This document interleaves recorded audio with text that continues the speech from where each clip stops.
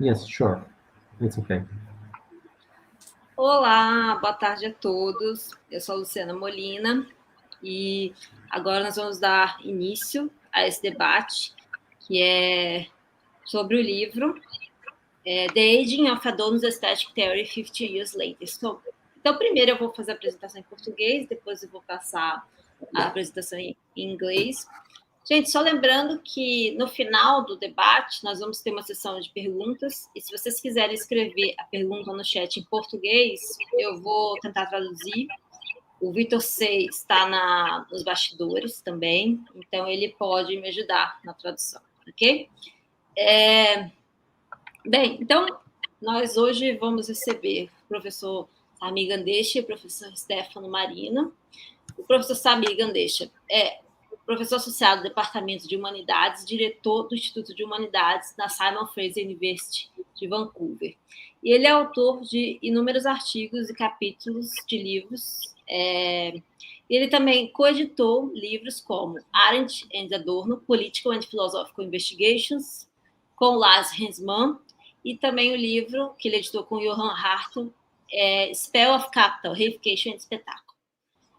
E nós também estamos com o professor Stefano Marino, que é professor assistente sênior de Estética na Universidade de Bolonha. Suas principais áreas de pesquisa são hermenêutica, teoria crítica, estética da moda e filosofia da música. E ele também é autor de vários livros, como, por exemplo, A Filosofia de Frank Zappa, Interpretazione Adorniana. Então, infelizmente, o professor Johann Hartung, que coeditou o livro com eles, não vai estar presente por causa da pandemia, que avançou na Europa. Mas, enfim, eu queria agradecer aos dois professores por terem aceitado o meu convite de conversar com a gente hoje.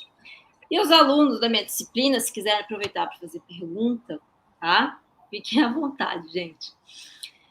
So today we have a roundtable with Professor Samir Gandesha and Professor Stefano Marino about the book launched this year called The Aging of Adorno's Aesthetic Theory, 50 years later. Unfortunately, Professor Johann Hartung could not be here due to coronavirus pandemic in Europe. Professor Samir and Professor Stefano, we are so glad to have you both today talking about your book. Thank you so much for accepting my invitation. I am going to introduce you both for the public, and then we can start the talk, okay? So, Samir Gandesha is Associate Professor in the Department of the Humanities and Director of the Institute for the Humanities at Simon Fraser University of Vancouver. He is the author of numerous articles and chapters in edited volumes. He is also co-editor of some books such as Arendt and Adorno, Political and Philosophical Investigations, with Lars Hensman, and co-editor with Johann Hartung of Spell of Capital, Reification and Spectacle. Stefano Marino is Senior Assistant Professor of Aesthetics at the University of Bologna. His main research areas are hermeneutics, critical theory, aesthetics of fashion, and philosophy of music. He is the author of some books such as La Filosofia di Frank Zappa, Una Interpretazione Adorniana. This seems very interesting. I would like to hear more about this. So, we can start the talk now. Professor Stefano. Okay, thanks a lot. I can start, and if Samir agrees, I can start, and then, yes, talk for 15 or 20 minutes or so, and then Samir can follow, and then we can see if there are questions and so on. So, okay, first of all, I would like to thank a lot, really a lot, sincerely, Luciana, for this very nice and kind and generous invitation that I am very happy about. So it's a great pleasure, and thank you, and thanks to everybody that is connected now to this online event. And so, as Luciana said, critical theory of society is one, aesthetics and critical theory of society are two among my main areas of research and study and also publication. And of course, when we talk about critical theory of society, the name of Theodor Disintegration Adorno is one of the main, the fundamental names that everyone immediately thinks about. So, and I mean, also talking about aesthetics, Adorno's aesthetic theory, posthumously published in 1917, 1 year after his untimely death, remains one of the greatest works in 20th century aesthetics. And of course, it is an aesthetic theory, a theory of the aesthetic. I will say something about this later. A theory of the aesthetic, and all included in a theory of the aesthetic, a theory of art, conceived from the point of view of a critical society, namely as part of the general project of a critical theory of society. So yes, this is basically something about my research areas and how they are connected were connected by someone like Adorno. And actually, you have mentioned my book from 2014, The Philosophy of Frank Zappa and Adornian Interpretation, which was the subtitle. I have just published another book in Italian, The Philosophy of Radiohead, a famous English rock band. And this may seem strange at first sight, because Adorno was quite famous because of his strong criticism against popular culture, or more precisely, the culture industry and popular music included in the culture industry.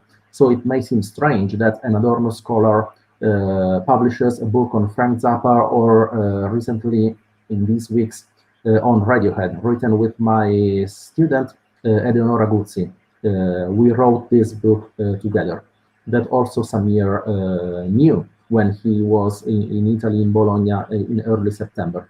So, however, this is not strange for me, and this is something that I would like to start my talk from.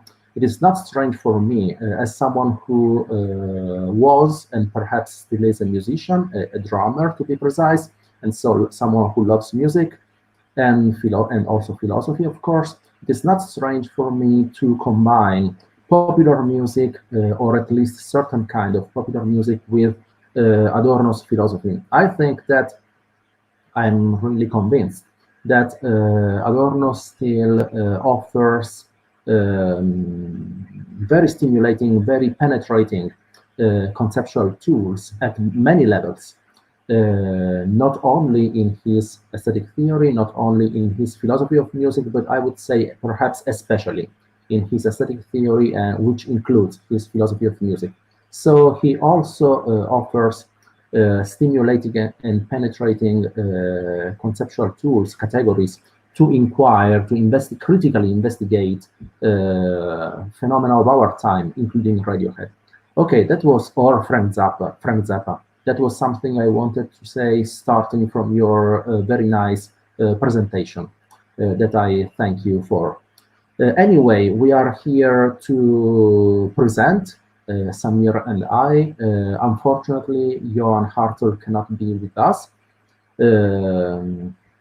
He is rector of the Academy of the Fine Arts in Vienna, and so he has a lot of responsibility in general, and especially in these critical times. However, it is as if he was with us now. So anyway, we are here not to talk about Frank Zappa, or that you mentioned, or Radiohead or something else, but to talk about this book. I can show it. I have it here. It is entitled, which was published in July 2021, this year. So it's very recent, and published by the Mimesis International Press, and which is the second book. So I would like to mention this, that Samir and I have published on Adorno in the last years as co-editors. The first one was this Adorno and Popular Music. So a constellation of perspectives from 2019, also published by the Mimesis International Press. And so it's the second collaboration between Samir and I, among the many, actually. Second collaboration about Adorno, because you have mentioned Aesthetic Marks and The Spell of Capital, edited by Samir, that we are translating into Italian, which is something that I am really happy about, with some young and very promising scholars here in Bologna. So that was our second book. After a book on Adorno and popular music, which precisely tried to show how, notwithstanding some critics that one can legitimately raise some objections against Adorno's views, uh, for example, about jazz music that he disliked. Notwithstanding these legitimate objections, anyway, Adorno remains fundamental to inquire into popular music of our time. And in a similar way, it was in December 2019, so it's a beautiful memory for me. It's very nice to remember those times before the pandemic outbreak. Samir, Johan, and I were in Karlsruhe in Germany at this conference, international conference organized by Johan Hartl, and we were both lecturers at this conference, and it was there soon after publishing the Adorno and Popular Music book. It was there at the conference in this very exciting, philosophically exciting, and at the same time very relaxed, very friendly atmosphere. It was there that we had the idea of this book, which is called The Aging of Adorno's Aesthetic Theory 50 years later, actually 51, because the book was supposed to be published in 2020, exactly 15 years after the publication of Adorno's unfinished masterpiece, the Estética Theorie, that he was not able to finish, to complete. However, the book was published due to some problems also caused by the pandemic, was published this summer, so 51 years to be precise. And actually, the book is a collection of essays by many esteemed colleagues from various countries with different specializations, sometimes coming from different areas of philosophizing. Such, for example, Günter Figal, one of our authors, is a scholar of phenomenology with a great interest in Adorno, anyway, in Adorno's philosophy. So a certain pluralism, a certain openness of mind was something that we wanted to achieve with our book. Our book that I'm going to present in a few minutes. I can talk about the structure, the main contents, and then Samir will add something more. Our book is focused of course, on Adorno's aesthetic theory, understood not only as Adorno's work entitled Aesthetic Theory. There is, for those who know this, there is Adorno's last work that he was not able to complete was entitled Aesthetic Theory. However, as you can understand, aesthetic theory does not only refer to a single work, to Adorno's unfinished masterpiece, but aesthetic theory is a theory of the aesthetic dimension and a theory of art that Adorno somehow disseminated in many writings since the early 1930s until his death at the late 1960s. So we wanted, in referring to the concept of aesthetic theory, of the aging of Adorno's aesthetic theory, we wanted to refer, first of all, to his unfinished masterpiece entitled Aesthetic Theory, but also more in general to his whole theory of the aesthetic. I hope this is clear. So, and we wanted to investigate Adorno's aesthetic theory from this point of view, focusing on the concept of the aging, which in German is das Alter. And that was something that Samir proposed, I think, if I remember correctly, when we were talking about this book. I mean, we were in Karlsruhe with these fantastic conversations, this wonderful atmosphere, and many exciting talks at this conference. And we thought about planning and publishing a new book. And of course, we tried to find an interpretive key, so to speak. And I think that it was Samir to propose to focus on the aging. which is something very important as a concept in Adorno's philosophy and musicology. Adorno was, perhaps you all know it, but perhaps you don't, I'm not sure. So Adorno was a great philosopher of the 20th century, of course, but he was also a great sociologist and a professional sociologist, and he was especially a musicologist, a great musicologist and a composer himself. And so this concept, the aging, das Altern, plays a great role in his philosophy, and in particular in his philosophy of music, or philosophical musicology, as some scholars say. And so that was our approach, the aging of Adorno's aesthetic theory. Let's see how Adorno's aesthetic theory has aged. And of course, we were convinced from the start that it has aged very well, notwithstanding some limitations, some that one may find, some objections that one can raise. So it was not our aim to present acritically or uncritically Adorno's aesthetic theory, but rather to study it in a critical way.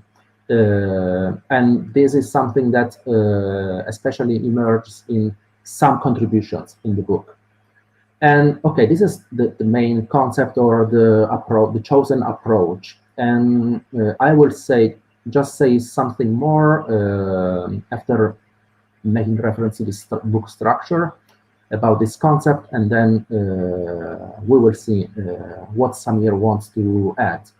And the book is following a proposal by Johan. So I'm sad that he's not here with us, that he cannot, because it was his proposal, I think, to structure the book in 5 parts. And that was very important, because, you know, when you are working at a book as editor, not as author, it is sometimes quite difficult with these different contributions, although focused on the same topic, the same author, the same problems, but from different perspectives.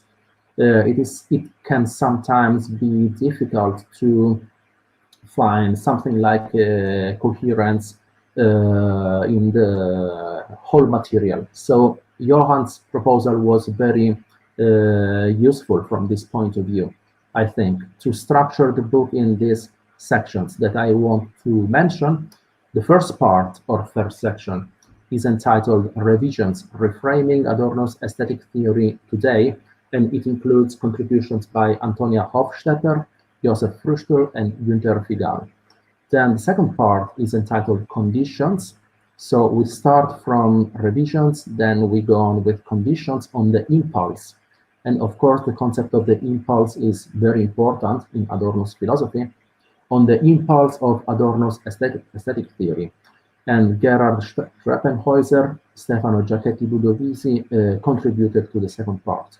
The third part is focused on materiality, which is once again something of fundamental importance in an aesthetic like Adorno's, conceived from the point of view of a critical theory of society inspired by Marxism. So you can understand how important the concept of materiality is. And in the specific case of Adorno's musicology, we just have to think of the notion of the musical material to understand the significance of what I'm talking about. So materiality on the construction of the specific in Adorno's aesthetic theory, with contributions by Tyrus Miller, Hugh Miller, and Surti Singh, and on certain aspects of Adorno's conception of the artwork as a monad, and with specifications concerning painting, which is quite, by Hugh Miller, which is quite original, because Adorno is very well known as a musicologist. Music was always at center of his philosophy of art. However, also his interest in painting or in literature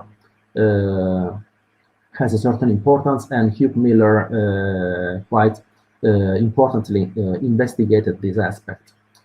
And the fourth part is entitled Constellations, and the concept of constellation, for everyone who knows Walter Benjamin or Adorno himself, is of course an important, a fundamental concept, the concept of the constellation.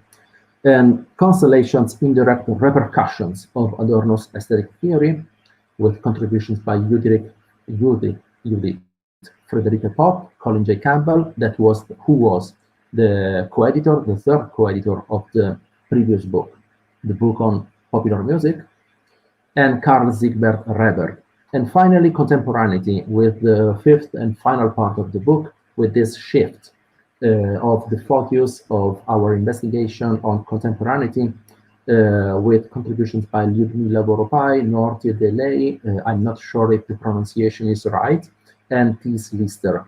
And so this is the structure of the book, and I wanted to mention the names of all our authors, because if the book is good, as we hope, it's especially due to the contributions offered by our wonderful authors. We simply did the editing work, so to speak, and or better, we planned the book, but then our authors wrote it in a sense. And I wanted to say something about the concept of the aging, because this concept, the aging das Altern, I mean, it is clear as a concept.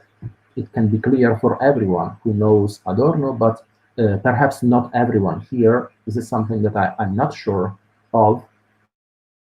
So it can be unclear for someone. And this concept is important. One may simply think of Adorno's essay from 1954, The Aging of the New Music, so which in the title immediately opposed two ideas or two things.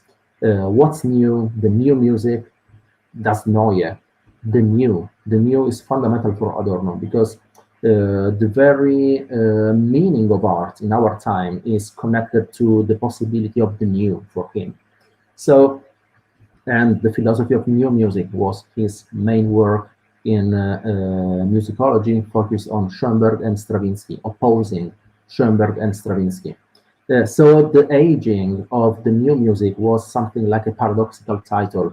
And however, it was very impressive, and Adorno used it to criticize certain developments in avant-garde music in the mid, or better, in the early 1950s. And this is a title that immediately presents this concept, das Altern, der neuen Musik, the aging of the new music. However, at a more general level, so beside this specific use of this concept, at a more general level, the concept of the aging, as we write in the first section of our introduction, is connected, can be logically connected to something that Adorno and Horkheimer, his great friend and colleague, and the director of the Institute for Social Research in Frankfurt, something that Adorno and Horkheimer wrote in the preface to Dialectic of Enlightenment, Dialectik der Aufklärung, their main work. And so I'm going to quote a short sentence that we make a reference to in our introduction, which where Horkheimer and Adorno make reference to the very idea of critical theory, so the very idea of the theory that they wanted to develop, the very idea of critical theory as, I quote, a theory which attributes a temporal core to truth. So this is the important passage, a temporal core to truth, instead of contrasting truth as something invariable to the movement of history, end quote. So this is something very important, or in a short sentence, because we find a clear reference to the question of truth that is central in Adorno's philosophy. Adorno never wrote, like other philosophers did, he never wrote a book entitled The Essence of Truth, The Nature of Truth, or a writing entitled Truth and Something, Truth and Interpretation, or whatever. Not, however, this doesn't mean that truth, the question of truth, wasn't fundamental for him. Indeed, it was. And we can find the question of truth connected to its dialectical opposite, namely untruth, so Wahrheit and Unwahrheit. We can find this dialectical connection in many of his writings. And so this means that, and also in his aesthetic theory, the concept of the truth content, the Wahrheitsgehalt in German, is one, not the only one, but it's one of the key concepts in Adorno's aesthetic theory and philosophy of art. Art has a certain kind of truth or truth content, and philosophy is able to decipher it in a sense. So in this short sentence, we find the concept of truth and at the same time the concept of aging. Although he doesn't use the term, the word aging, Adorno talks about a temporal core to truth. So truth is historical, it's not eternal, it's historical, something that has a certain truth content in a certain context, in a certain historical and cultural context, may lose its truth content in changed condition. Depending on how things change in the course of history. And this applies to works of art, for example, and this applies to philosophical theories too. So from this point of view, taking this Adornian concept very seriously, as we try to do, it makes sense to investigate also Adorno's philosophy from the point of view of its possible aging. I mean that it's not guaranteed that everything Adorno wrote in the 1940s or 1950s still has same truth content, so to speak. So this corresponds to taking Adorno's words very seriously, as Samir and I do, and also this corresponds to investigating his critical theory in a critical way, not in a dogmatic way, which is something that as critical theorists, so to speak, Samir and I really, and also Johan, of course, believe in and feel committed to.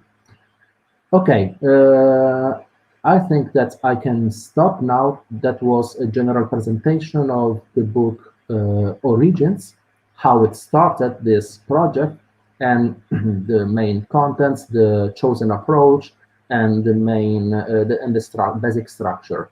So please, Samir, it's up to you, and then we will be happy to listen to questions from the people here. Thank you. Thanks very much, Stefano. That was a very generous overview of the book, what it sets out to accomplish, and its conditions of production, so to speak. So thank you much, and elaborate some of the points you stake out, particularly around the question of aging.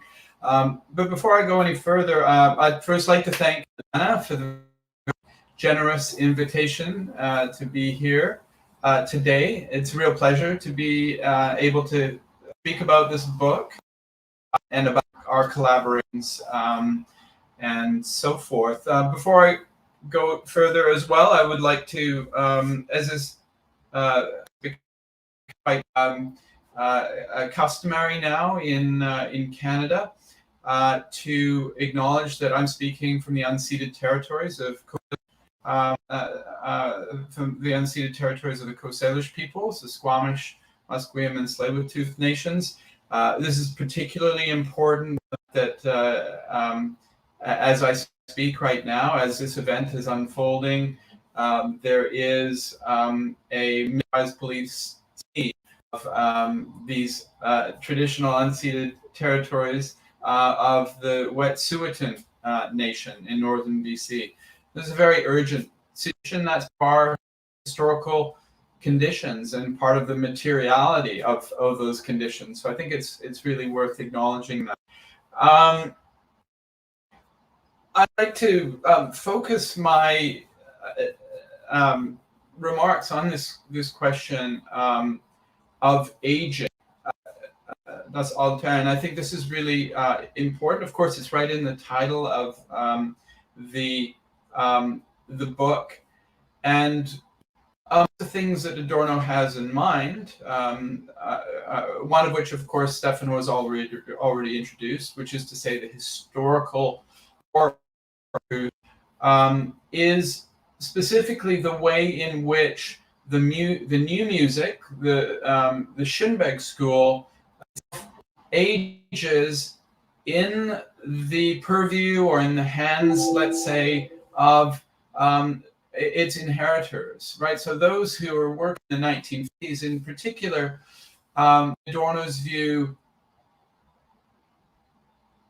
emulate the school without say impulse with the school, which is to engage with a tradition that was deeply understood by Schoenberg and Albenberg and others. There was a deep immersion in, and therefore also at the same time a negation of.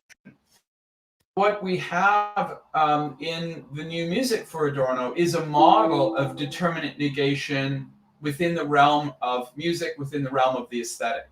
And this is something he feels was being lost, and it was a real loss. And I think the very dynamic that Adorno is identifying within this realm of music could be said to extend to the art world more generally.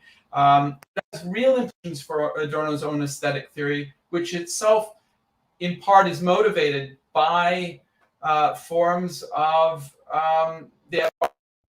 modernism, not just of the Schoenberg school, but of figures like Beckett.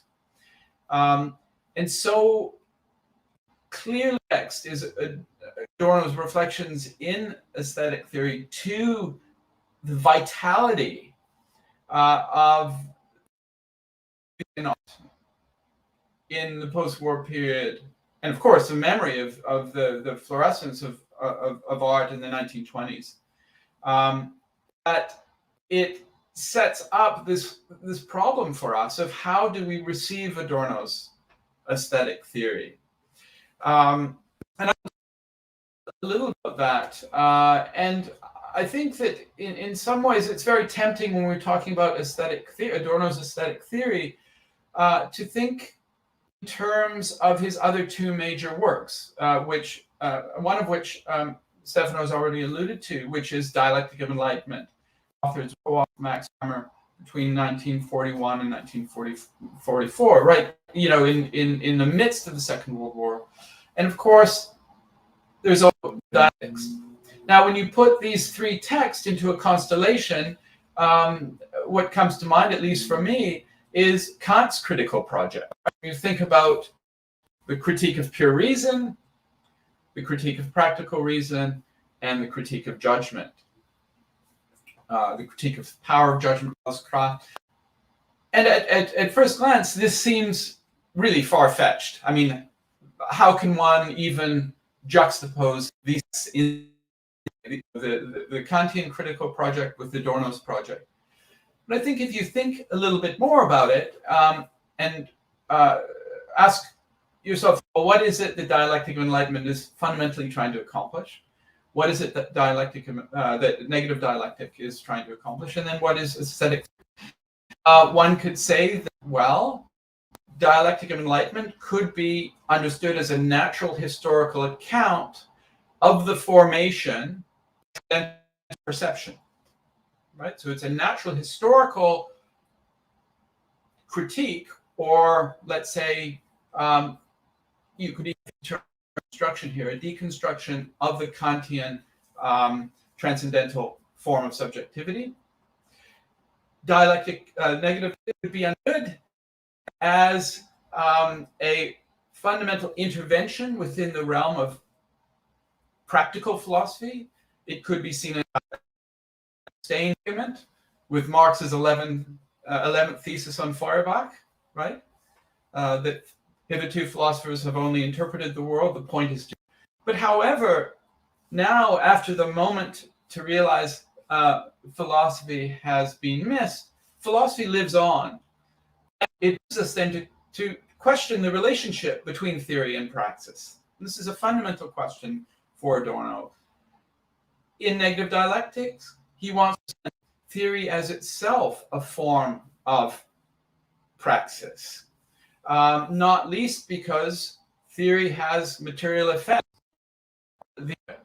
That theory has, in its idealist form and also in its materialist form, participated in the subsumption identical beneath the category of identity, right? So one of the dialectics is to undo or look at the possibility of undoing this logic of some subsumption. Adorno calls the logic of disintegration, right? So if we can understand the text as running parallel to Kant's first two critiques, then we might say, well, we can gain some purchase on aesthetic in a way.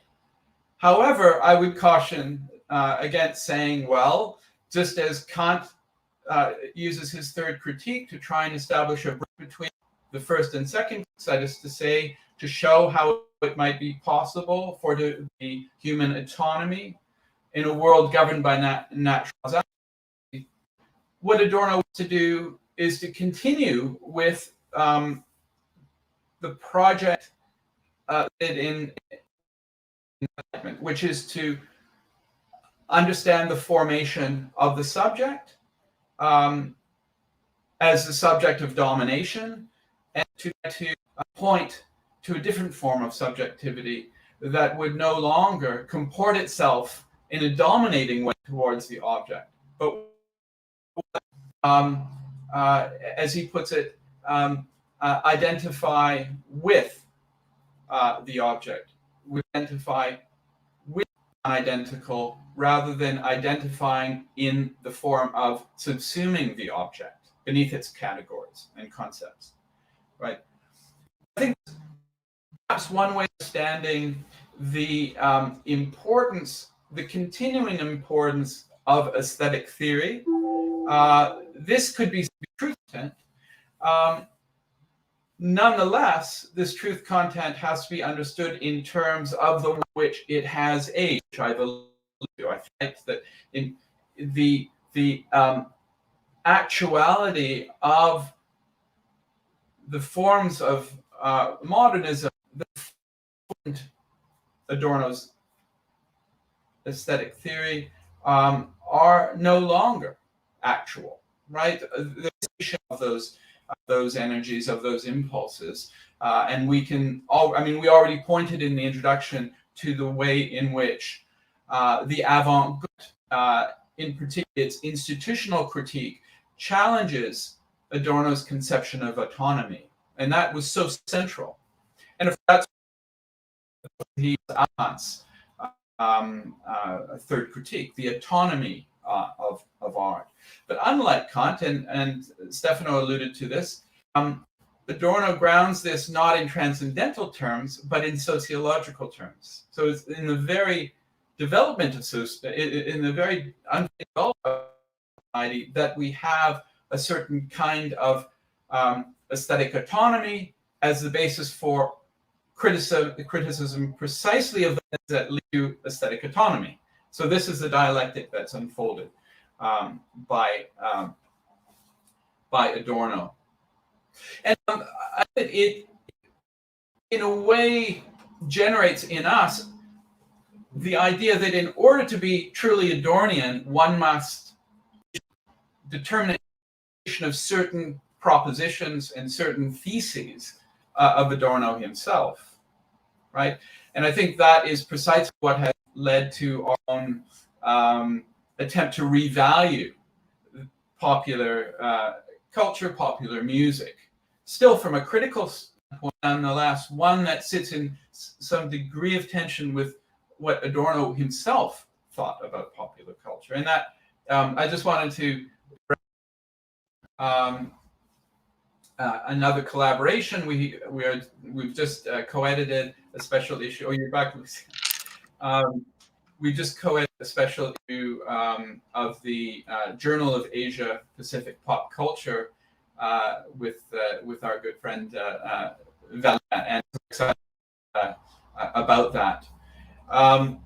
So the last thing that I'd like to just touch upon is to say then that, okay, we're confronted by this problem of the aging of aesthetic theory, by the need to what is called, from a tradition that's quite different from Adorno's, and one that Stefano is very familiar with, which will fix. We're confronted with the challenge of a fusion of horizons, right? A fusion of horizons between our own, and they're not the same. And I think that in an Adornian spirit, we could say that to preserve the non-identity, and therefore the specific content of Adorno's aesthetic theory, we must maintain that distance, you could say, the pathos of distance between present and Adorno's own time. And I think what can help us in this fusion is to think a little bit about this lecture that was recently transcribed from the tape, I believe, recently translated into English. It's a lecture from 1967 that Adorno gave to the Association of Socialist Students at the University of Vienna on aspects of new right populism. Oh, I just take a minute and get my headphones. Unfortunately, I didn't bring them. Just take 1 second. I'll be right back.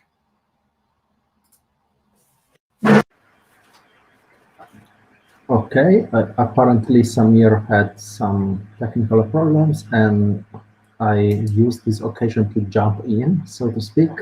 But when he's back, I will immediately step back. And okay, I'm joking. And no, anyway, I just wanted to say that I agree with, of course, Samir's interesting proposal to compare Adorno's trilogy, so to speak, of main works. Although Adorno wrote many important works, and also Immanuel Kant, of course. However, we are used to think of Kant's three critics. So I think that this comparison is understandable, and although and it especially makes clear the relevance, just like in Kant. I mean, the third critic is focused on the judgment of taste, on art, on the beautiful and the sublime, and this in a way that doesn't contradict what Kant had written in the second and in the first critique. There is no contradiction, but or at least from my point of view as a reader of Kant, there is no contradiction, but rather an enlargement of the project of critical philosophy from the first to the second and to arriving to the third critique. And I think that in a similar way, we find something like that in Adorno, and so it was convincing. And although, of course, Adorno is sometimes very critical of Kant's aesthetic and also of Hegel's aesthetic, and he's critical of everything in the world, we might say joking and laughing. And secondly, I wanted to emphasize the importance of what Samir has said about the natural history. Samir has mentioned this concept in describing in a few sentences the approach of dialectic of enlightenment from the 1940s, and this idea of the natural history of the Naturgeschichte, and this Naturgeschichtlich approach, in a sense, to quote the German concept, is something that derives from Adorno's early writings, early lectures in the early 1930s, when he was a very young scholar. And this is something that, in my view, he never abandons. So it's something that he conceives of in the early 1930s, and that leads to Minima Moralia and Negative Dialectics, 1966, and Aesthetic Theory. And so there is a strong coherence and consistency in Adorno's philosophical project. And this concept, the natural history, the natural historical approach, is useful also to explain, understand certain parts of aesthetic theory, especially those that are not specifically focused on art, but rather on a more general concept of the aesthetic, connected to the concept of the mimetic comportment or mimetic attitude, which is something that, in my interpretation, is at the basis of Adorno's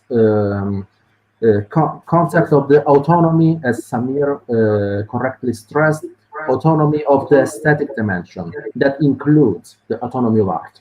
Okay, that was something that suddenly jumping in, I wanted to say, but now it's Samir's turn again.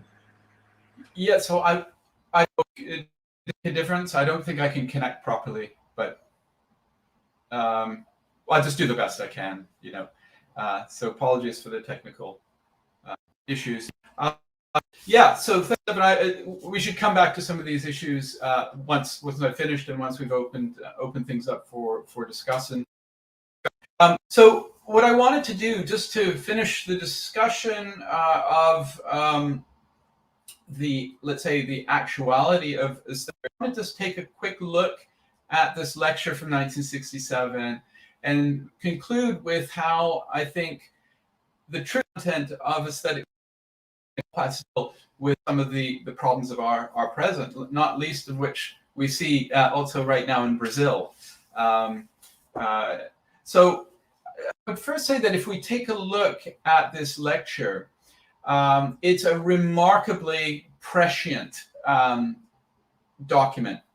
It seems to anticipate some of the developments of our own present. And as somebody who lived through the worst well, not exactly the worst, because he was fortunate to spend most of the Hitler period in exile in the United States. Somebody who was living through that time and thought a great deal about the rise of fascism, as we see in the elements of anti-Semitism, Enlightenment. Adorno is remarkably uninterested in thinking of the rise of fascism in Germany, in West Germany at the time, and this is what provokes the lecture, right? You see in the mid-1960s a certain stirring of the far right, which is the occasion of this lecture.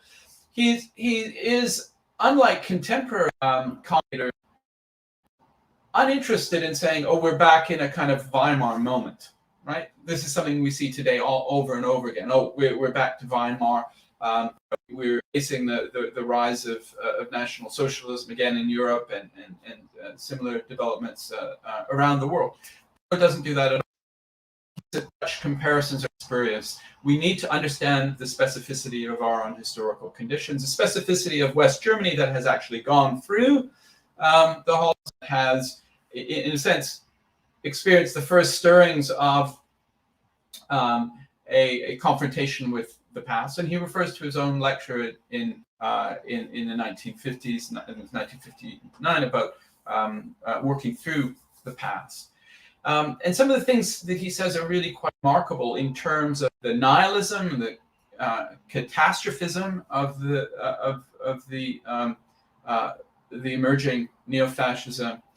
Talk about how much of it feeds off of a fear of structural unemployment that you happened in Germany yet, in West Germany, right? It has to do with automation, the increasing role of technology in jobs. And this leads to what he calls really, he understands the rise of fascism as arising specifically from a structural crisis of democracy. That's why he doesn't want to say, well, you know, we're back in the 1930s. He wants to say that every industrial world democracy contains the seeds of fascism, and we need to be very careful about this. So challenging those the discontents, you know, the sort of rabble rousers, the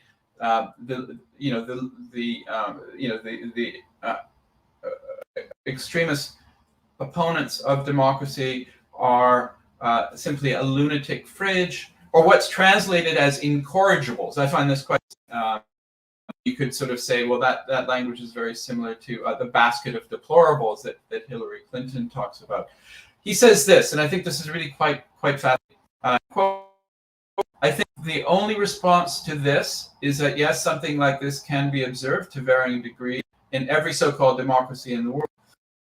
Only as an expression that, in terms of its content, its socioeconomic content, democracy has not yet become truly and fully concrete and still formal. In that sense, one might refer to the fascist movements as wounds. The scars of a democracy has yet lived up to its own concept, right? So fascism representing the scars of a democracy that has not lived up to its concept. I think this is a wonderful way of understanding what we're facing today with the rise of fascism. In Negative Dialectic, he had already elaborated or spoken about this scar. It is the guilt that results from between the promise of rational autonomy within formal democratic institutions on the one hand, and the dependence on exchange or an objective of hetero on the other, that leads to the disposition towards fascism. In other words, as long as this contradiction remains, so too will the threat of fascism in all of its nihilistic implications. And this is in part why the critique of practical reason is so important in the context of dialectic. I don't mean this as well, but rather as the substance of what he's engaging in negative dialectics, as I said earlier. Right? This doesn't mean that not sort of social transformation can be done to counteract these sort of neo-fascist tendencies. Fascism is, in his view, substanceless, and it is therefore more or less equivalent to its own propaganda. This is why it's important to study propaganda. So what must be done then is to challenge extremist propaganda by the force of reason and by appealing not to humanity, which only incurs the rage of the authority, but to appeal to the follower's own interest in self-preservation and material well-being. And Adorno says the following, and I think this is really, really crucial. Perhaps I can also remind you of one of the findings from our authoritarian personality research in America, right? Authoritarian Personalities published in which revealed that even prejudiced personalities who were certainly authoritarian, repressive, politically and economically reactionary, when it came to their own transparent interests, transparent to themselves, reacted quite differently. So they were mortal enemies of the Roosevelt administration, for example, but with those institutions that were of direct benefit to them, such as tenant protection or cheaper medicines, that was where their anti-Rooseveltianism immediately stopped and they behaved relatively rationally. This split in people's consciousness strikes one of the most promising points of departure to counter the developments I have discussed. Now, this is a very pregnant phrase, split in people's consciousness. So it's not just about conflicting material demands and the policies that may or may not satisfy demands. What he is talking about here is the psychoanalytically informed idea that the subject is divided itself, right? That the subject is a locus of conflict between conflicting imperatives, right? Of reason and the imperatives of law and morality, right? So the subject is this locus of. This split must, I think, also be understood, as I said, in these psychoanalytic terms, and this comes very clear in his extremely important essay, Freudian Theory and the Pattern of Fascist Propaganda, which was published in 1951. And this brings us to one of the key ideas of aesthetic theory that we also spend some time discussing in our introduction, which is the notion of the fascist or authoritarian personality is precisely that type who is incapable of experience, which is to say, unable to have contact with the other, not least because he is imprisoned by his own projections. Now, the other could be understood as the possibility of another form of society. The other could be understood as the racialized other. It could be understood in terms of a plurality of sexual identities and gender identities, as well as the otherness within oneself, right? The authoritarian personality keeps each form at bay and under control, really warding off any kind of contact with that form of otherness. Right. So the fascist or authoritarian personality is precisely that type who's incapable of experience, which would say unable to have contact with the other, not least because he is imprisoned in his own projections. Horkheimer and Adorno's criticism of the culture industry was centrally concerned with the primitive nature of its representations and the way in which it closed off contact with the non-identical. Such a closing down of experience only been exacerbated by the digitization of the culture industry, the so-called creation of echo chambers within social media, which themselves optimize effectively charged content. While it may have opened some spaces for resistance insofar as it's enabled the opposition to organize and mobilize, the Arab Spring and in Occupy movements that swept the world in its wake, and it's allowed for hackers and whistleblowers, journalists like Julian Assange, it has created a new form, you could say, of transcendental subjectivity through which the world is given. So, in a sense, digital technology constitutes the conditions for the possibility of experience per se. Today, with the ubiquity of algorithms and machine learning, we could count by saying that the AI think must be able to accompany all of my representations. And the conception of aesthetic comportment gains a new relevance, a new actuality. And I'm just going to quote from Adorno at some length, this out of the introduction. With that, I'll end. This really encapsulates his idea of aesthetic experience, aesthetic comportment, and the role of shudder. Comportment is a capacity to perceive more in things than they are. It is the gaze under which the given is transformed into an image. Comportment is the unimpaired corrective of reified consciousness that has, in the meantime, burgeoned as totality. Ultimately, aesthetic comportment is defined as the capacity to shudder, as if goosebumps were the first aesthetic image. It became called subjectivity, freeing itself from the blind anxiety of the shudder, is at the same time shudder's own development. The subject is nothing but what shudders, the reaction to the total spell that transcends the spell. Consciousness is reified consciousness, that shudder in which subjectivity stirs without yet being subjectivity is the act touched by other. Aesthetic comportment assimilates itself to that other rather than subordinating it. Such a constitutive relation of objectivity in a comportment joins eros and knowledge. End quote. I think that if it has an actuality, a capacity to speak to our own times, I think it lies right here in this idea of shudder. Thanks very much. I think we've lost Stefano, huh? Yeah, 1 minute, I think he's going back to the screen. So thank you so much, Samir. And thanks so much, Professor Stefano, for your presentations on the book. Now we can start the question session.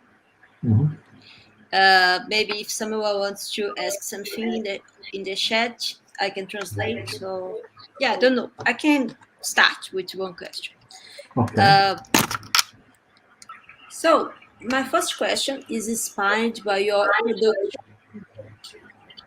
When discussing the aging of aesthetic theory, you agree that Adorno's method and methodological procedures survive.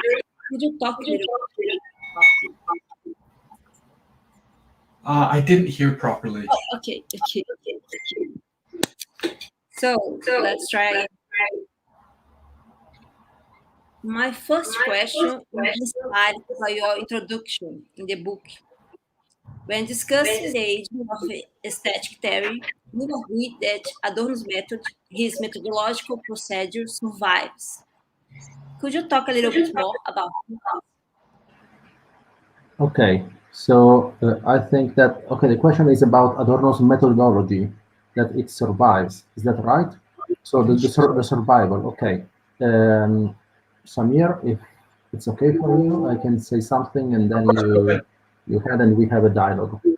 Okay, yes, that actually using the concept of methodology, just like using many concepts in the case of a philosopher like Adorno can be problematic, but not because the concept, I mean, we can freely use and we must freely use many concepts.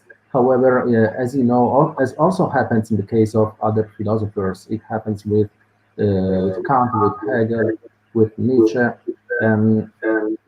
Samir, perhaps if you can turn off your microphone, perhaps there is an echo or something like that, depending on our microphones. I suppose. I'm not sure. Also in the case of Husserl, Heidegger, every concept acquires a specific meaning. So I would say that, of course, we can talk about Adorno's methodology. Why not? Although, in a sense,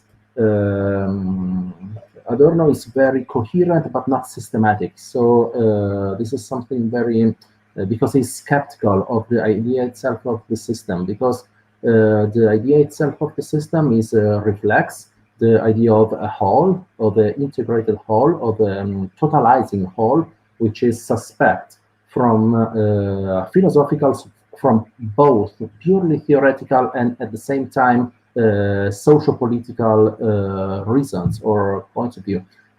These dimensions, I mean, the purely theoretical one and the socio-political one, and also the aesthetic one, are always intersected in the case of a philosopher like Adorno. And this is something that emerged, I think, from some of the things that Samir said. This is something, and this is something that for me still makes Adorno's way of philosophizing so fascinating. This capacity of always, and also so difficult, of intersecting different dimensions that we are used due to a certain tradition, to a certain way of using concepts, of thinking of concepts, dimensions that we are used to separate, as if there was, yes, the theoretical domain, so Kant's first critique, the moral domain, second critique, and the aesthetic one. Adorno's answer would be no, they are intersected. And unless you understand the intersection, I'm freely using this concept, intersection, okay, just for the sake of clarity in a sense, to be understandable. But unless you understand the connection of the empirical and the transcendental, something that emerged in Samir's reference to the some of the final sections of the negative dialectics, where Freud and Kant are both used by Adorno, so different, but however so capable of being united, Freud and Kant, in order to arrive at the point, in a sense. So this is something okay, that is typical of Adorno's approach to philosophy, or if we want to use the concept of methodology, something quite characteristic of his methodology. And this is something that, for me, is notwithstanding the limits that I sometimes see from my own and very modest point of view. I sometimes see in Adorno's observations on some topics. As I said, I mostly focused on music, on philosophy of music, on aesthetics. In my own studies, Samir probably developed in a more coherent way in his own studies the political component of Adorno's philosophy. So we all have our own specializations in a sense. Notwithstanding some limits that are quite clear to see sometimes, his methodology, as you said, from this point of view, remains an insuperable source of inspiration in a sense. Okay, this is at least one thing about this survival of his approach, the capacity of not to separate the theoretical, the practical, the aesthetical, and the political, but rather to show us, to open our eyes, in a sense, to show us how we should not separate them and understand their presence in our own experience at all levels. I don't know if this was clear, but this was an attempt to answer your question. Okay, thank you. Do you want to say something, Samir, about this? Yeah, I think that Stefano has answered the question very well. I would add to that before we can ask the question about methodology, we really have to clarify what we mean by methodology. And if we understand methodology as a kind of form that could be separated from content, as as in Descartes or as in the elaboration of the scientific method, then clearly this violates the first principle, not a first principle, because it's a form of dialectical thinking in Adorno, and therefore doesn't start from first principles. But it involves the idea that form and content are mediated on the ground of history. And for Adorno, as we were saying earlier, this is Naturgeschichte, this is natural history. And so I think if you say that, we're not talking about method in this way, of course, God also criticizes and puts on one side method and the other truth in a kind of polemical way, to say that there's another form of truth, a more, more emphatic, that can be arrived at via scientific procedures. Then I think we can agree that that kind of definition of method is anathema to Adorno. If we understand ideas of the construction of critical models, the construction of constellations, then say this is a kind of methodology in Adorno. Negative dialectic is a kind of methodology, but it is itself inflected by the object of its understanding. Coming back to something that's been said already, the key procedure is one of determinate negation. And I think, for me, thinking about Adorno as a political thinker, this becomes so important today, because you see that on the far right, and I think in certain sections of the far left, there is a rush to criticize the structures and institutions and, let's say, principles of liberal democracy in an abstract way, a kind of abstract negation of ideas of due process, for example, right, as simply a bourgeois form. Well, a bourgeois form, but is not simply a bourgeois form. It is one that ought to be and must be incorporated in the real concrete of democracy. To say it must be included in that form of democracy that does live up to its concept in Adorno's terms. So I can't stress how important in this moment it is to think in this way in terms of permanent negativity, which means rather than simply a rejection of the object as a whole, a negation of the object as a whole, is a canceling and a preserving of different aspects of that object, right? And this goes back to what we were talking about earlier, right? A notion of ascertaining the true and the false. And this is the rescuing of the truth content of art, you could say, of an object as such, a political institution, a social institution, a form of thought, right? The untangling of the true from the false is part and parcel of determinate negation. And if there's a procedure that Adorno would be the procedure of dialectical thinking, which is to say the procedure of determinate negation, which doesn't separate form from content, but sees it inextricably bound up with one another. Okay, thank you. I think Victor is going to ask something. You need to... Sorry. Hello, everybody. Thank you, Samir. Thank you, Stefano. I would like to comment about one aspect of each talk, perhaps peripheral issues, not the core of the lectures, but okay, it was, I believe it is interesting. Stefano, here in our university, Ufes, we also use Adorno's aesthetic to analyze works of the popular music, especially of Brazilian popular music. For example, a PhD dissertation by Jorge Verli about Adorno and Sérgio Sampaio, a local composer, and my master thesis about Raul Seixas, a composer from Bahia. I used Adorno too, and my book in press about Alicia Crowley on the cultural industry.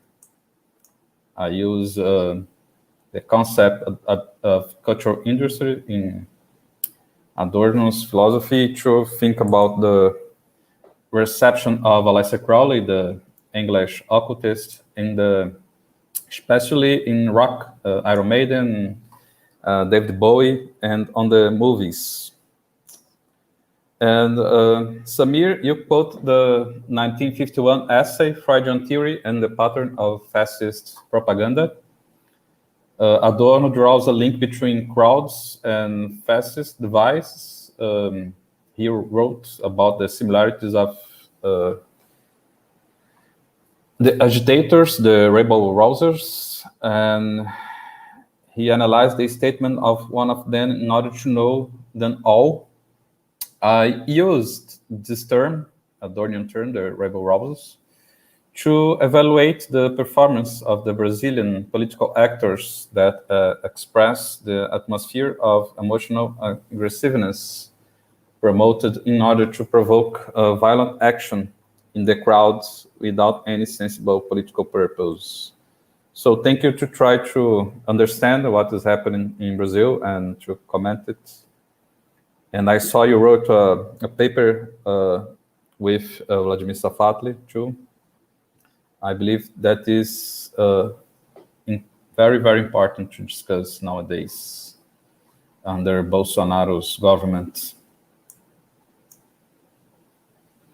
That's it. If you want to comment something, thank you. Yes, I can start, since the first comment was on my my talk on some. Actually, I would not say peripheral aspects. I think that there are important aspects that you made mention to, and yes, I think first of all I would say that what Samir arriving to you, Vitor, of course. Something that Samir has stressed is commenting on Adorno's, on the first question by Luciana, the question concerning methodology. So, yes, the power of the determinate negation and the inseparability of form and content. This is something very important, of course, that Samir has correctly emphasized. And this is something that we find at many levels.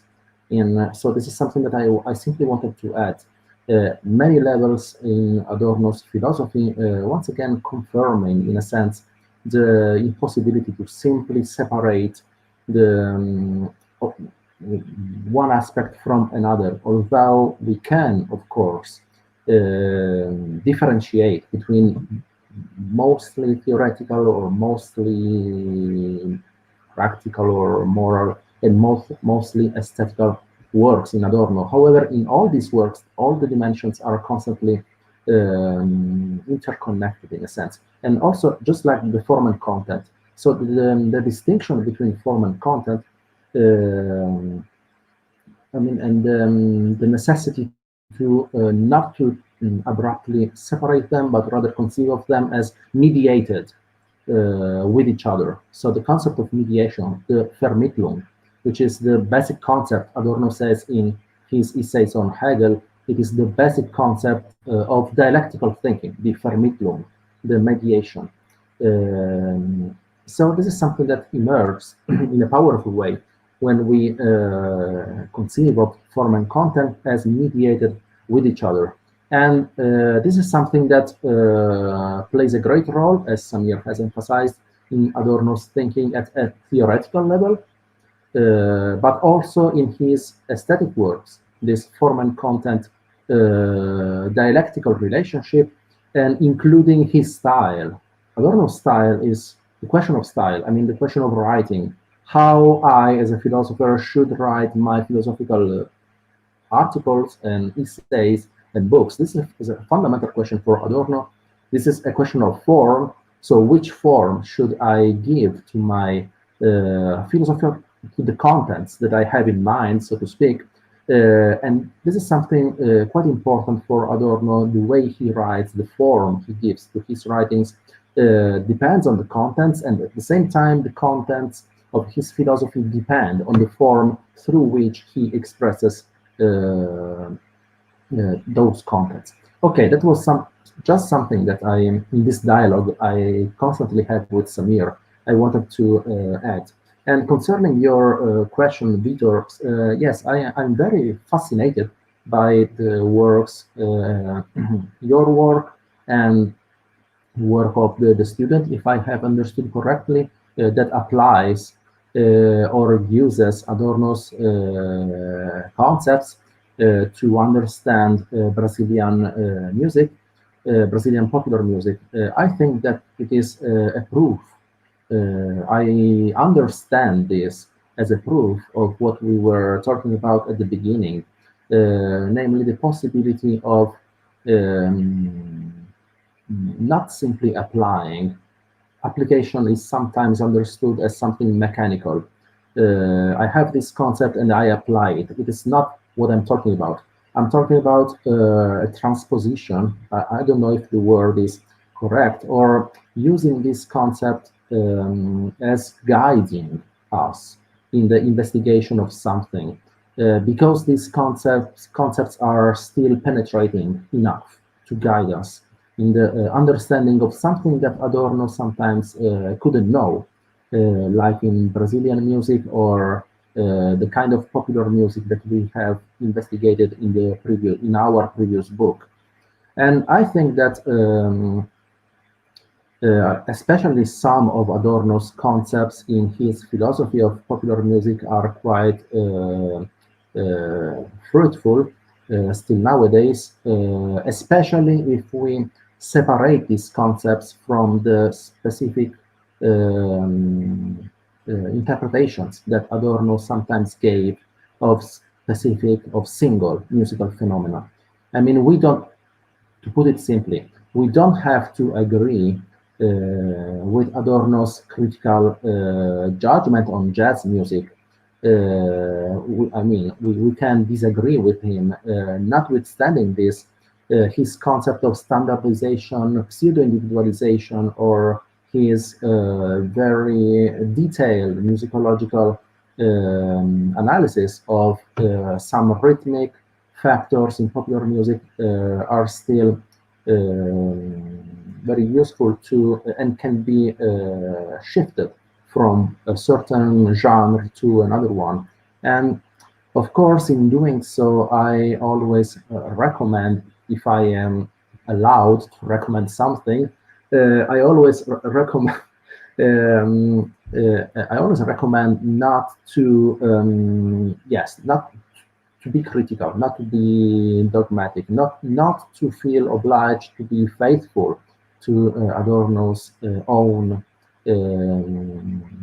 concepts. And this is something that Adorno really disliked. I mean, I think that Adorno would have disliked too faithful interpreters. So this is something that allows us a certain freedom in investigating forms of art like popular music that Adorno was skeptical about. Okay, this is a comment on your comment, in a sense. Thank you. Yeah, well, thank you for your. I mean, I really enjoyed doing the interview and the discussion with Vladimir, and he has also, you may be aware, a book that I edited called Spectres of Fascism on the Brazilian situation, the role of liberalism, the role of high actor, really hastening the crisis of democracy, which is what's unfolding now in Brazil. And so it's great to have that dialogue with him. And I consider Vladimir to be a friend. I actually taught at the University of São Paulo for a week. Wonderful. And just after Bolsonaro got elected, and I was quite concerned because prior to that, I mean, I came in February, and I think just in December, there were police coming onto the campus, going into classrooms and pulling down pro-democracy posters and so on, and it was concerning. So the institution of the university is really under attack there, and it continues to be under attack because, in a certain sense, it is a bastion, at least in principle, of autonomous thought and research. Right? Autonomy of the university is important. It's important as a space of a space of resistance. Of course, the university plays its own role in productive and capitalist social relations, but it's contradictory. It's a contradictory space. I'm not sure if I understand the question, Victor, but let me just make a couple of remarks and then tell me if there's more I hope to illuminate. I want to just take up some of the things that Stefano was saying, and also maybe your and tie that into an analysis of the far right. I think that we need to always keep in mind something that Adorno says about the relationship between so-called autonomous art and popular culture. He says that they're two halves of an integral freedom to which they do not add up, right? So there are in some way part and parcel of an incomplete totality, and we can't simply understand one in isolation with the other. That is a warning against reifying, the very new music that Adorno is a part for. The new music sits in a set of social relations, and included a set of social relations. And so, forms of authentic art, quote unquote, are themselves marked by their opposition with the very forms of popular culture that they seek to negate. So that there's a kind of scar there that we have to understand. That is something that needs to be said at the outset. This is really crucial because that gets us away from thinking about Adorno as this Mandarin, which he was, us away from thinking about him as being an elitist and somebody who didn't care about democracy. He cared very much about democracy. He had a series of radio interviews, public lectures, public discussions in the aftermath of back in the Bundesrepublik, which showed his engagement with democracy and his concerns about the possibility of the reemergence of fascism. I think by that token itself, we have the basis for an imminent critique of some of the things Adorno says about jazz and some of the things he says about the culture industry and so on, right? And I think that if we talk about methodology, we can raise sequence, because if we think about one of the assumptions or the premise, one of the premises of determinate negation, it points out work on Hegel, a total immersion in the object, right? One has to immerse oneself in the object in order for us then to negate the object. And here we might be able to say that, well, while Adorno may have appreciated the need for a determinate negation of popular culture, he himself wasn't able to do that because he could never sympathize enough, he could never fully immerse himself in popular culture to be able to take enough to negate it. Now that's work that, in a sense, scholars following Adorno can take up in a very Adornian spirit and say, well, like students who followed Adorno and who were in a very close and intense discussion with him, dialogue, debate, and Auseinandersetzung, right? Very tense towards the end of Adorno's life. They would have been listening to the Rolling Stones and the Kinks and all kinds of American popular music as well, right? That would have fueled some of their utopian imagination. Adorno wouldn't be able to understand or grasp. But he was always against the myth of Adorno calling in the police. He was always receptive to them, right? He was very sympathetic to them and their concerns, and was in, figures like with Krauss, engaged in a very intense debate and dialogue. So I think the way to understand Adorno and his aging is to also understand his constellation of forces that surrounded him in his work and his writing, not least the protest movement in Germany, right? So that's a way in. And the second point I would make is that how can we properly understand the neo-fascist tendencies of our present if we can't understand from the inside the cultural forms which constitute a kind of field of conflict and struggle over the future? It's not today about Schoenberg versus Stravinsky as the basis for progressive and regressive forms of art. This is happening at the popular culture, happening at the level of clubs, it's happening at the level of organization of bands, and everything that goes with it, with these forms. So if we're really serious about counteracting fascism, then we really have to take an interest in this. And my last point is that these reflections of mine come out of an understanding, and I raised this when we launched our journal, the issue of our the special issue that we're editing of the journal in Bologna when I was there in September, it comes out of an understanding of the role of popular culture as precisely this terrain of struggle in the 1970s in Britain, when the threat of fascism was high as it is today, right? And you had in punk and skinhead and ska, the two-tone movement, you had this constellation of battle struggles that were being fought over what the future is going to look like. And so I take from that moment, I'm driven to take popular culture very seriously, but in a critical way at the same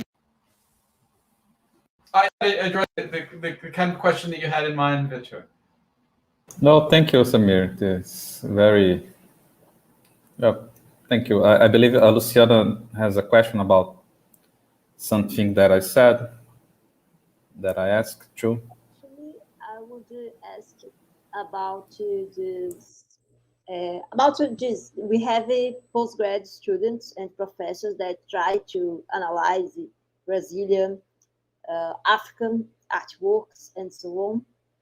However, aesthetic theory is very European. So I'd like to know from you, what do you think about using Adorno's thought to think about non-European artworks?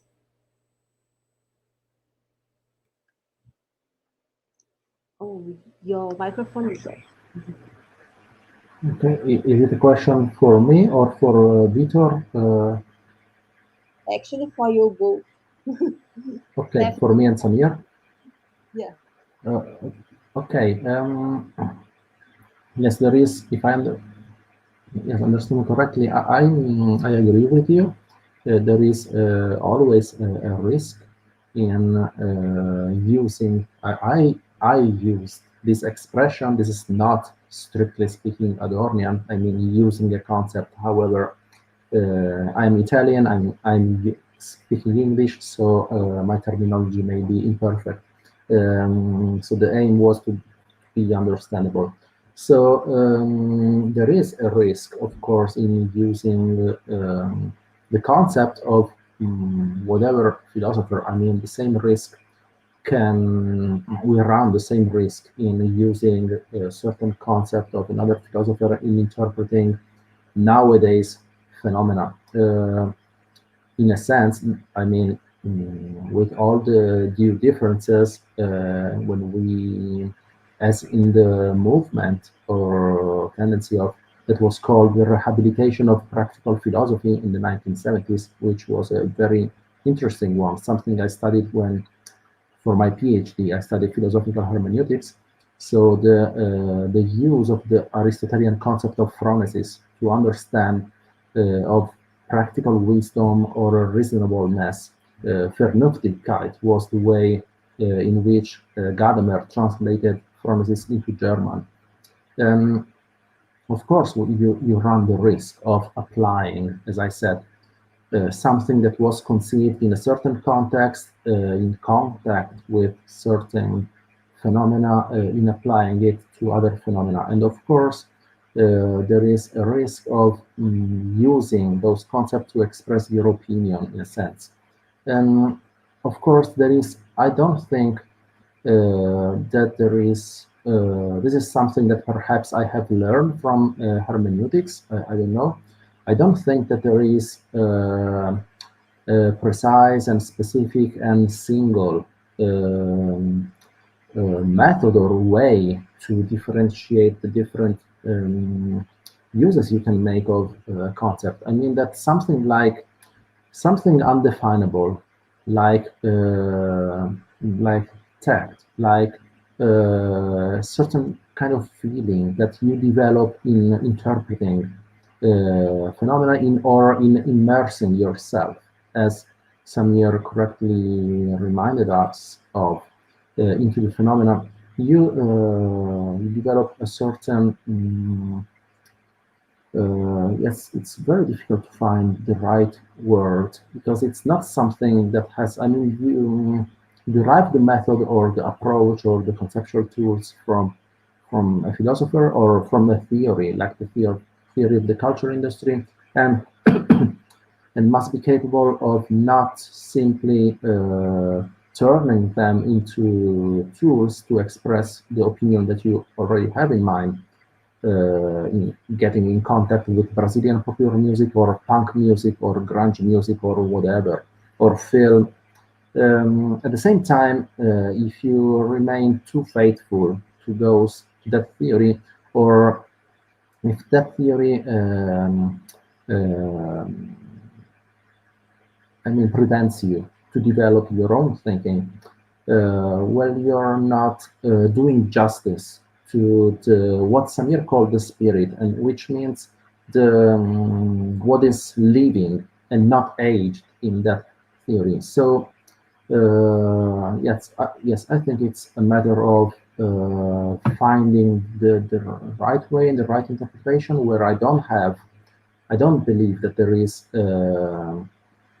one specific and one single concept of correct interpretation. And of course, these are things that have been discussed in another context, in the context of hermeneutical context, in context of differentiating between correct and incorrect interpretation. It's a matter of balance, in a sense, as happens in life, as happens in finding your balance between different and sometimes contradictory impulses that you have in yourself, as psychoanalysis is able to show us.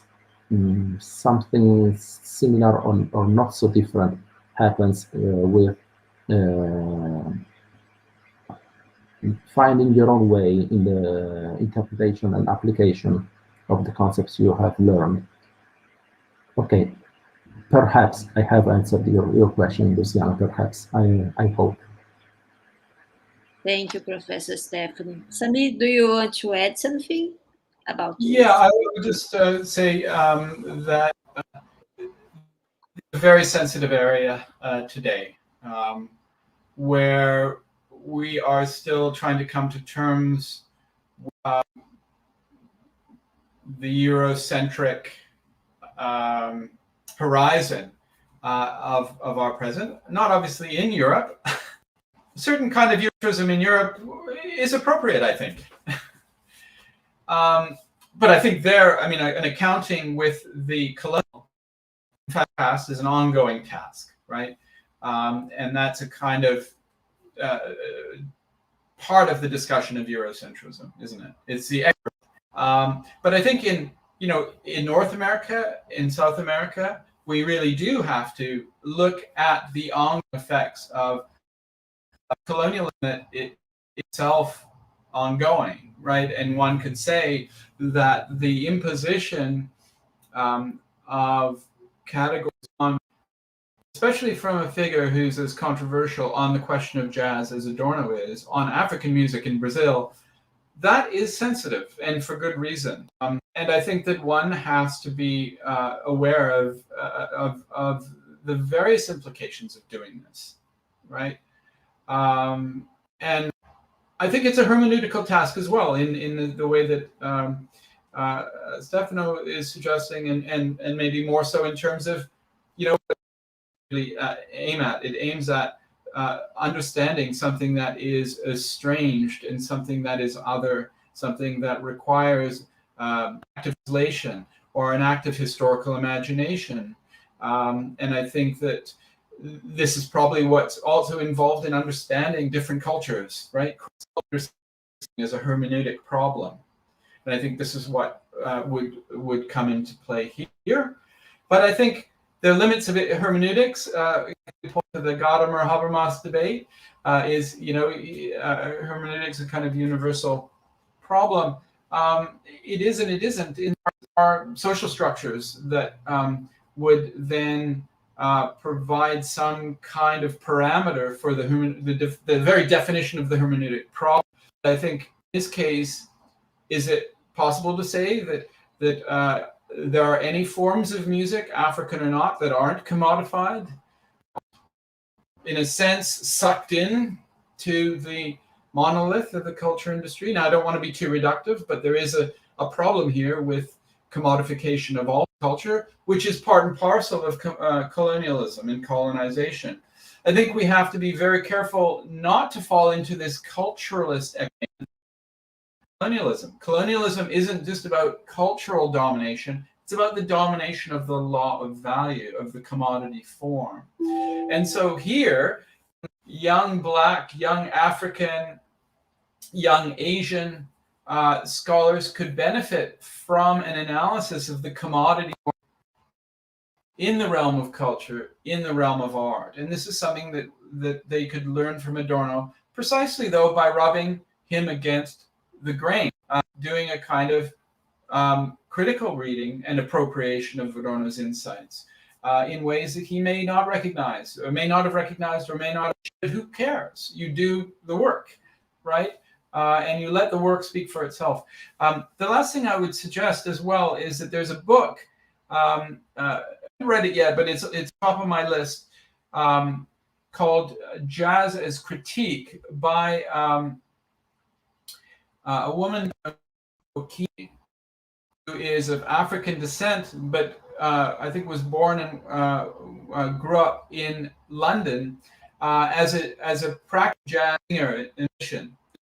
And so she critiques Adorno from this standpoint. And the book is called Jazz's Critique, Black Expression Visited. So this might be something very interesting for your students to take up, and maybe this is a good starting point for this kind of project. So thanks very much. As I said, I have another meeting in a few minutes, so I'm going to have to go. But I'd just like to thank you again for inviting us. It's been a very interesting discussion, and let's keep in touch. Sure. Thank you so much, Professor Samir. Thank you, Professor Stefano. We're going to finish anyway. So take care. Thank you very much, Samir and Stefano. It was a pleasure.